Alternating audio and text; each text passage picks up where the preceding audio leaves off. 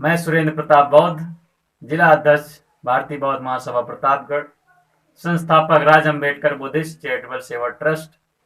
सम्मानित साथियों, हमारे समाज में आए दिन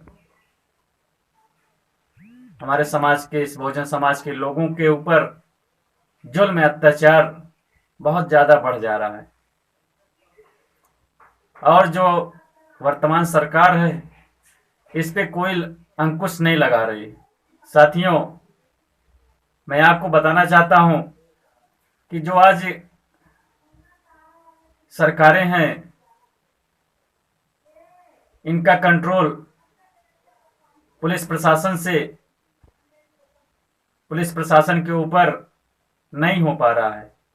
ऐसा लग रहा है कि जो आज सरकार है यह पुलिस प्रशासन को खुली छूट दे रखी है कि बहुजन समाज के लोगों के ऊपर जुल्म अत्याचार हो और कोई कानूनी कार्रवाई अपराधियों के ऊपर ना हो। ऐसा हमें लगता है कि सरकार खुली छूट दे रखी है प्रशासन को। सम्मानित साथियों, हमारे लाइव आने का सबसे बड़ा मूल कारण यह है कि हमारे समाज में चाहे धोबी मारा जाता है, चाहे यादव मारा जाता है, चाहे चमार मारा जाता है या अन्य कोई जात का मारा जाता है, यदि चमार मारा जाता है तो उस चमार बिरादर का जो नेता होता है वो चमार बिरादर के यहाँ जाता है और हम अपनी हमदर्दी दिखाता है और दिखाने के बाद घर चला आता है। उसके बाद उस परिवार पर क्या दिक्कतें हैं, क्या परेशानियां हैं, क्या कठिनाइयां हैं, वो नेता, वो अगुआ, वो समाज सुधारक दोबारा उस घर पे जाने का काम नहीं करता है। यही स्थिति पासी समाज के लोगों के ऊपर जब जुल्म अत्याचार होता है तो पासी समाज का नेता जो है पहुंचता है और जब वो वहां पे जाता है तो अपनी नेतागिरी चमकाता है, भाषणबाजी करता है, उसके बाद वो भी घर चला आता है।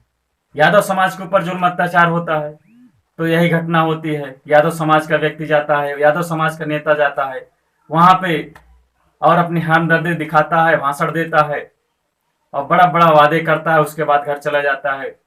दोबारा उस परिवार पर नहीं देखता है कि क्या समस्याएं हैं, क्या परेशानियां उस परिवार में हैं, वहां कोई पूछने नहीं जाता है। या किसी अन्य जात का व्यक्ति अगर मारा जाता है या अन्य किसी जात का व्यक्ति के ऊपर प्रताड़ित किया जाता है, परेशानियां होती हैं, जुल्म होता है, अन्याय होता है, तो उस समाज का नेता, उस समाज का अगुआ वहां पहुंचता है और अपनी नेतागिरी चमकाने का काम करता है। सम्मानित साथियों, ऐसा कब तक चलेगा? आज हमारे समाज पे, बहुजन समाज पे, जो बहुसंख्यक समाज के लोग हैं इनके ऊपर अगर जुल्म हो रहा है, अन्याय हो रहा है, शोषण हो रहा है, तो इन्हीं नेताओं की वजह से हो रहा है। ये नेता कभी एक नहीं होते हैं। चमारों का नेता बनता है, कोई यादव का नेता बनता है, कोई पासी समाज का नेता बनता है, कोई अन्य किसी समाज का नेता बनता है।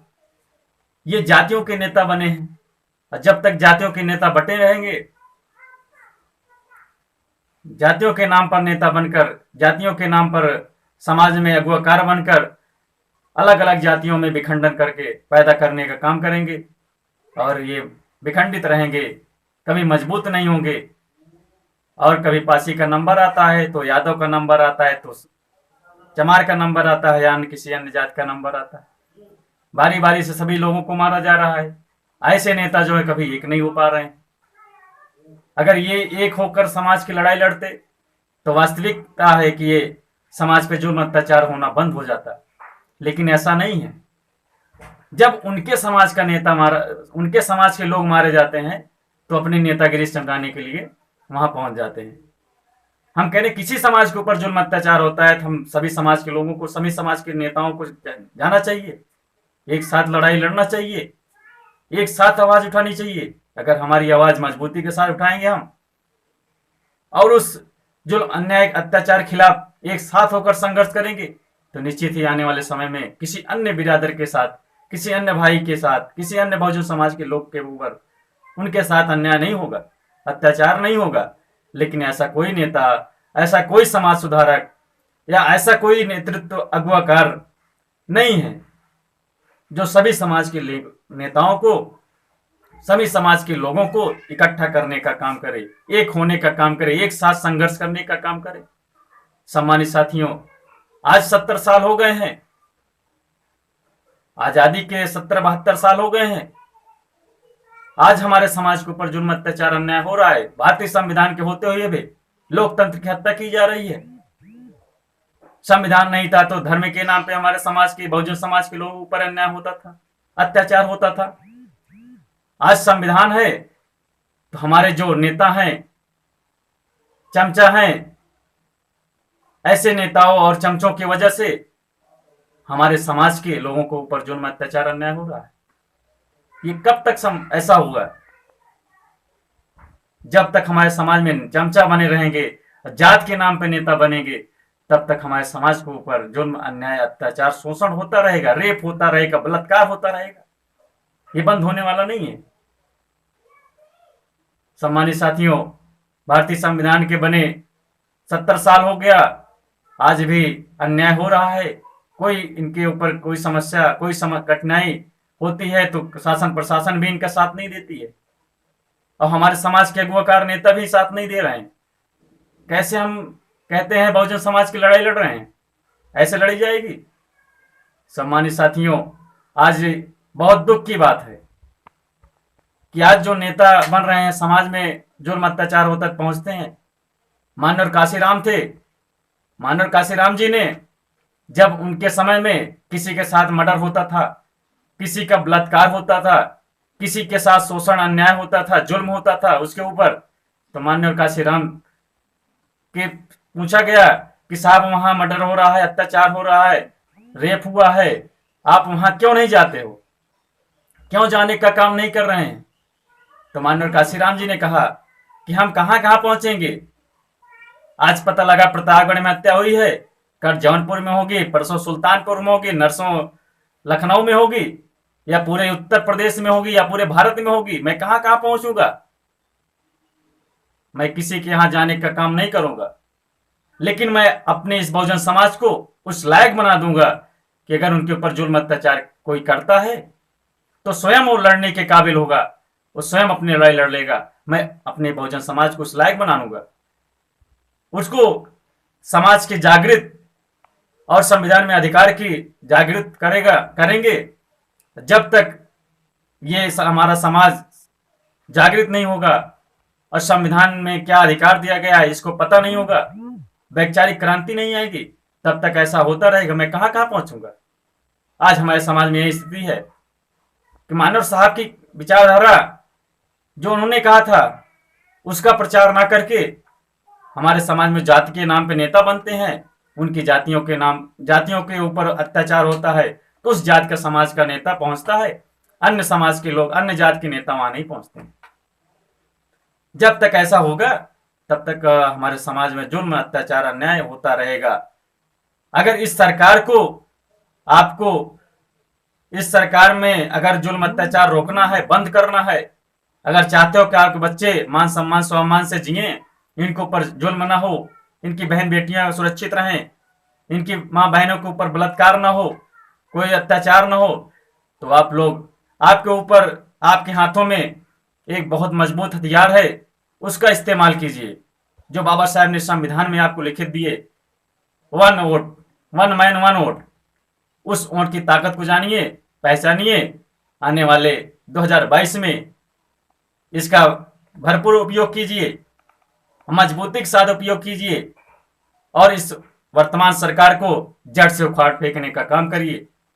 तभी आपकी बहन बेटियां, आपके भाई, इस बहुजन समाज के लोग सुरक्षित होंगे। और मैं उन सभी नेताओं को, उस जो जात के नाम पर नेता बनते हैं, उन सभी जातिवादी नेताओं को, जातिवादी ऐसे लोगों को मैं कहना चाहता हूं कि आप लोग अपने अपने ईगो, अपना अपना महत्वाकांक्षा की भावना जो है इसको खत्म करके, अगर इस बहुजन समाज के ऊपर 85% के लोगों के ऊपर कोई अत्याचार होता है, जुल्म होता है, कोई समस्या होती है, तो आप लोग अपनी अपनी पार्टियों को अलग रखकर अपने अपने ईगो महत्वाकांक्षाओं को हटाकर उस समाज की लड़ाई लड़ने का काम करिए, उस व्यक्ति विशेष की लड़ाई लड़ने का काम कीजिए, उसका साथ सहयोग करने का काम कीजिए। तभी हमारा परिवर्तन होगा, हमारे समाज के ऊपर जुल्म अत्याचार अन्याय नहीं होगा। और आज वर्तमान सरकार देख ही रहे हैं, जंगल राज हो गया है, पूरा जिधर देखो उधर मर्डर हो रहा है, उधर बलात्कार हो रहा है, उधर रेप हो रहा है।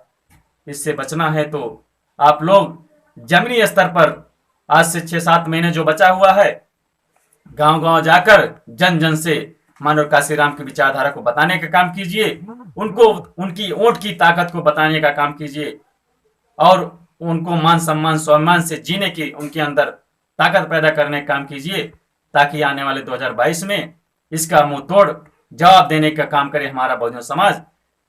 ये काम करने का काम कीजिए। अभी 6 महीने बचा हुआ है। मैं सभी नेताओं को, सभी पार्टियों के कार्यकर्ताओं को ये बताना चाहता हूं कि आप ऐसा काम करने का काम कीजिए, अन्यथा आने वाले समय में वो दिन दूर नहीं है जो आज के 70 साल पहले की व्यवस्था थी, उसको लागू होने में कोई रोक नहीं पाएगा।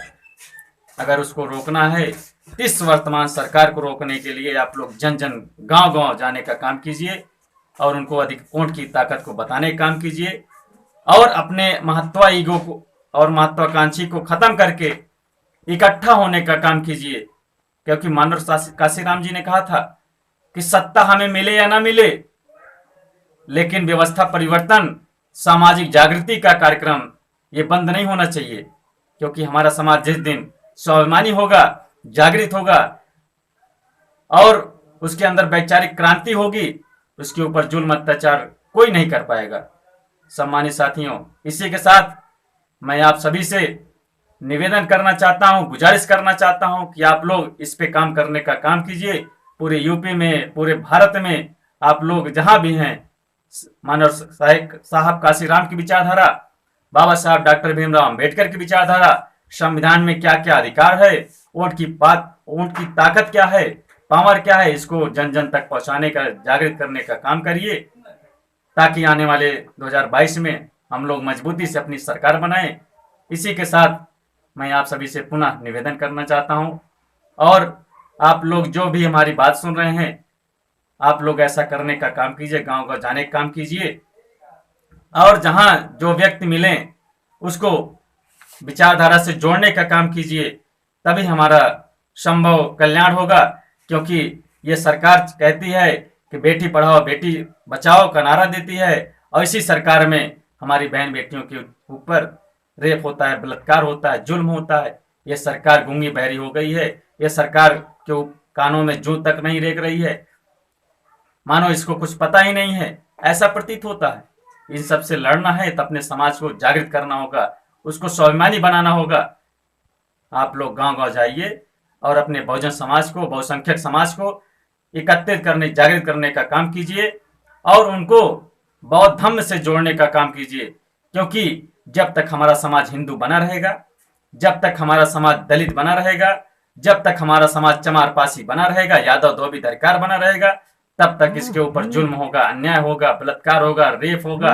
इसको कोई सरकार, कोई व्यक्ति, कोई नेता रोक नहीं पाएगा। जिस दिन हमारा समाज बौद्ध हो जाएगा, बुद्धिस्ट होगा, उस दिन अगर इसके ऊपर जुल्म अत्याचार होता है तो विदेशों के लोग, जहां हमारे बुद्धिस्ट कंट्रियां हैं, बुद्धिस्ट लोग हैं, इनके विरोध में इनके साथ खड़ी होंगी, तब जाके इनके ऊपर जुल्म अत्याचार बंद होगा। तो आप लोग साथ में राजनीति के साथ साथ लोगों को बुद्धिज्म की ओर, बौद्ध बनने का काम तेजी से बढ़ाइए, इनकी पहचान बनाइए। क्योंकि जब तक हिंदू बने रहेंगे, तब तक दलित बने रहेंगे, तब तक इनके ऊपर अन्याय, अत्याचार, शोषण होता रहेगा। इसी के साथ मैं आपको, सभी साथियों को जो सुन रहे हैं, उनसे गुजारिश करते हुए पुनः आप सभी को जय भीम, नमो बुद्धाय, जय संविधान, जय बहुजन समाज।